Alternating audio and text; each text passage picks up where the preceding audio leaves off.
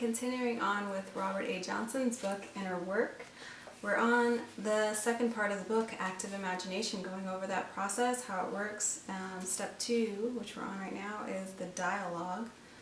We're about to go over learning how to reply. In the previous section was explaining how to learn how to listen, how to give respect and reverence to the characters, the many different characters that are going to pop up and appear when you go into the process of the active imagination.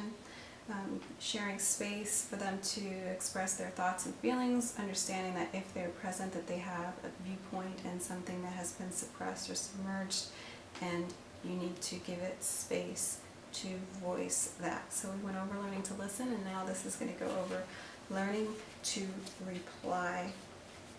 It's a quick section, and the next one is not manipulating, very important, and then that's going to be it, and then we'll go on to step 3 in another video. So learning to reply. When we have learned to listen, we must also learn to reply, to contribute our own information, viewpoint, and values. When people first learn to honor the voice of the unconscious and to take it seriously, there is often a tendency to go overboard and decide that this ego knows nothing. There's a tendency to take everything the inner figures say as the final authority. This would be just as foolish and one-sided as our previous ego-centered approach. Just as the ego needs to balance its viewpoints by going to the unconscious, so also does the unconscious need to be balanced by the attitudes of the conscious mind. Remember Jung's observation. He said that the ego's relationship to the huge unconscious is like that of a tiny cork floating in the ocean. We often feel like that. We feel like a cork that is being tossed about in the ocean of life, completely at the mercy of the waves and storms that push and pull us. We seem to have little control or power over anything. Jung continued his analogy with a startling thing. The cork is nevertheless morally equal to the ocean because it has the power of consciousness. Although the ego is small, it has this peculiar power of awareness that we call consciousness, and that special concentrated power gives it a position that is as necessary, as strong, and as valuable as the seemingly infinite richness of the unconscious. The little cork can talk back to the ocean and has a viewpoint to contribute, one without which the evolution of consciousness cannot proceed. The ego can talk back, and this makes the dialogue one between equals. The ego's capacity for consciousness gives it the power, the right, and even the duty to wrestle with the great unconscious on equal terms and to work out a synthesis of values. So that was a really quick section, and I think that was actually very powerful. It's continuing on with the same message of this has got to be a dialogue between equals, but it starts off by reminding us that once we learn how to start valuing our unconscious or everything that's within us that comes to the surface, we can quickly make the mistake of making it the final authority. So anything you hear pop up in your intuition or something that comes up, a character that comes up when you do the inner work, if that character says, hey, you need to sleep more, you're not getting enough sleep, and you say, okay, yeah, that's great, I'm actually going to just start sleeping all day from here on out. You need to consort both ways. It's a two-way street. Find out that balance. Or, I guess that's a really trivial example, but in essence, just with life, we give over so much of our power to authority figures, right? You have a police officer, they pull you over and they say, license and registration, you haven't done anything wrong. Because of their level of authority, you're going to surrender your rights as far as any kind of expectation of reciprocated respect. A lot of people go ahead and surrender their right to be treated like a human being because you feel smaller, you feel less than an authority. If you have a teacher in class and the teacher is spewing out some sort of hateful statements or some things that are kind of skewed or one-sided, I used to be the one, I'm going to be that annoying person to say, there's another viewpoint here. You need to approach the situation as an equal.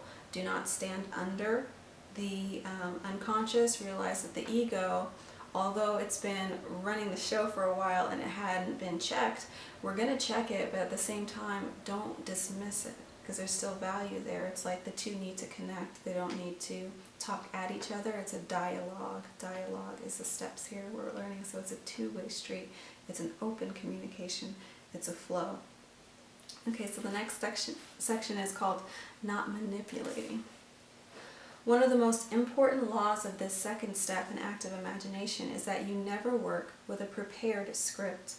You don't know what is going to happen until it happens. You may know how you feel about something. You may know what you have to say to the inner person. You may know who you're looking for when you go into your imagination. But you don't know what the other person is going to say until he or she says it. You don't know what the inner people are going to do until they do it. You have the right to call out your anima, your animus, or your shadow figures, but you don't have the right to plan what they're going to say, and you don't have the right to dominate them once they appear. At its best, active imagination is a life of surprises, a life that is given over to the unexpected. We make no plan or script. We simply begin and then let come what will. Whatever flows spontaneously out of the unconscious, without manipulation, without guidance or control, is the stuff of active imagination. We need to grasp this clearly, because there are now so many systems around that can be confused with active imagination, but are completely distinct from it. The main difference is that they work with a prepared script. Everything is determined in advance. These systems are sometimes called guided imagery, creative imagery, or by something else. What they all have in common is that everything is predetermined. You decide in advance what is going to happen in your imagination. The ego decides what is going to try to get out of the unconscious and prepares a script. The idea is to program the unconscious so that it will do what the ego wants it to do. In one system, the whole avowed purpose of using the imagery is to get what you want. You close your eyes and visualize the new car or the new job or the house in the country that you want, and you use the power of visualization to get these things. In another system, you attempt to have a better attitude about yourself by using self-imagery. You visualize yourself as you would like to be, slender, attractive, effective, efficient, or whatever. By the use of self-imagery, one attempts to become the idealized person that the ego has decided it would like one to be. The problem with these approaches to imagery is that it is the ego that does all the deciding. The unconscious is seen as a sort of stupid animal that has no viewpoint of its own, no wisdom to contribute. The whole point of the exchange is to train the unconscious to do what the ego wants. The ego's decisions may seem to be good ones.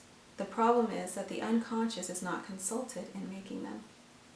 Active imagination starts out from a completely different idea about the unconscious.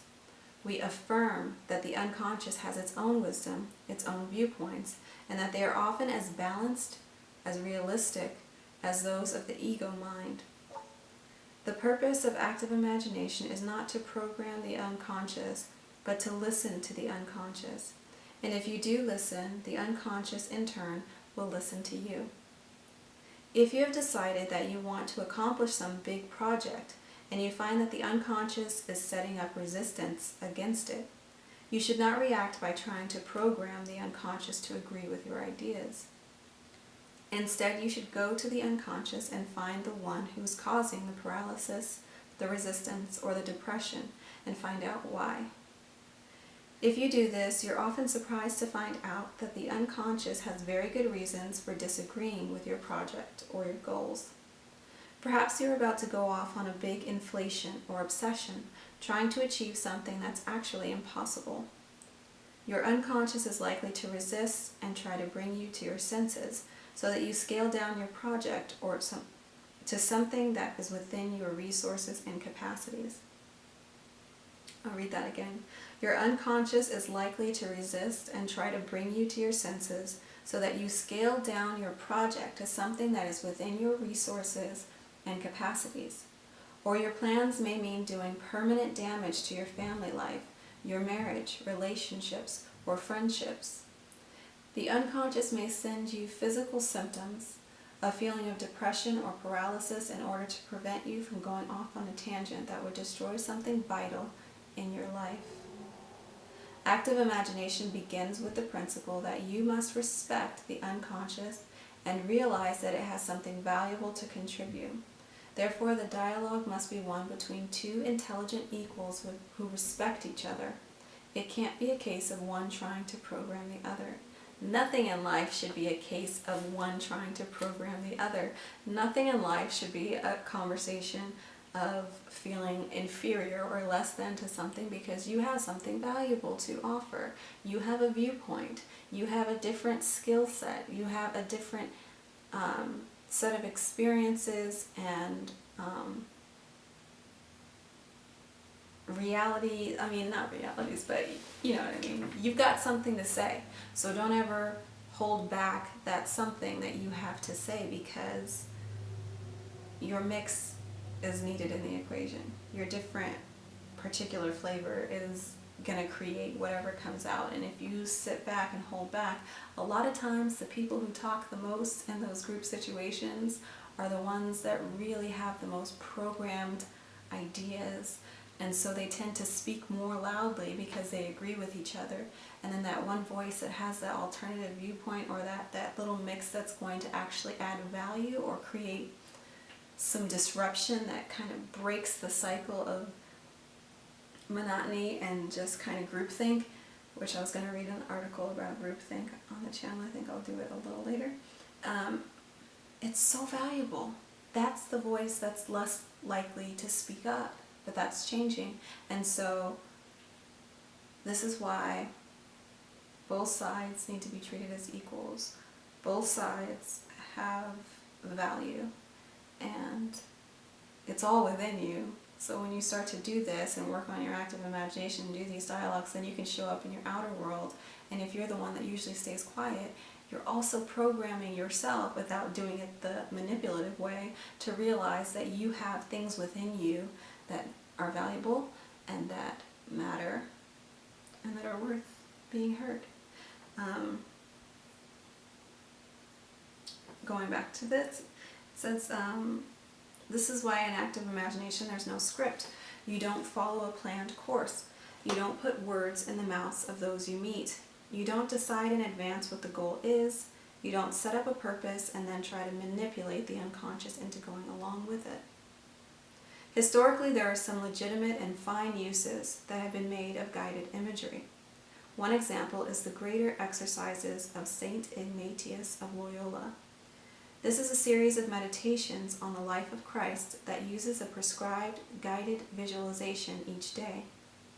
Jung gave a series of lectures years ago in Switzerland in which he used the Greater Exercises to show the differences between active imagination and guided imagery at its best. In this guided imagery, you go, for example, to the Via Dolorosa. It's the day of the crucifixion, and you are there, present in your imagination. You smell the dust, sweat, and blood. You hear the jeering of the crowd. You see the crown of thorns, the cross, the blood flowing. You feel the sharp stones beneath your feet, the sun beating down on you as you move with the crowd toward the Golgotha. In this way, for those who adopted Loyola's meditations, the events of the life of Christ were made so vivid, smelling, feeling, touching, hurting, that they became actual, immediate experience. This sort of guided imagery is good if it truly serves your religious purposes. It was geared mainly to the medieval mentality, but much of that mentality still lives on in us, and we can honor it. But Jung said it would be better for us if we could go in active imagination, walk on our own Via Dolorosa, and find out what is there within our own individual selves. It would not be predetermined by anyone or anything except the reality of what lives inside us. It would not be prescribed by authority or tradition.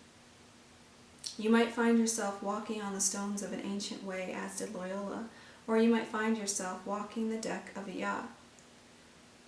if that is where your inner path leads. Of one thing you can be sure, ultimately every road is a via dolorosa, for it leads us into the issues and conflicts that every person must pass through, sometimes painfully and with heroic spirit, sometimes with sacrifice, in order to be initiated into the realm of consciousness. If you have a modern mentality, you must find your own path, go your own way, which is both terrifying and exhilarating. No one can tell you any longer the way, because there's no longer one prescribed way, but only a way, your way, which is as valid as any other as long as you live it honestly. Much of the artificial loneliness of your life will evaporate if you realize that your way is merely a way, one way among many, yet unique and distinct from all others, springing from your own nature, a way that is inborn, not made, and waits to be discovered. For each of us, that path is a solitary one, for ultimately we must walk it alone. No one else can tell us which final direction it should take, and no one else can walk it for us. If you will walk in this way, active imagination is your proper path. I was just talking to someone about this. That's so interesting. And that's it. That's that for this section. Moving on, next we'll be going into step 3, in which you go over the values of active imagination. Thank you. I'll see you in the next video.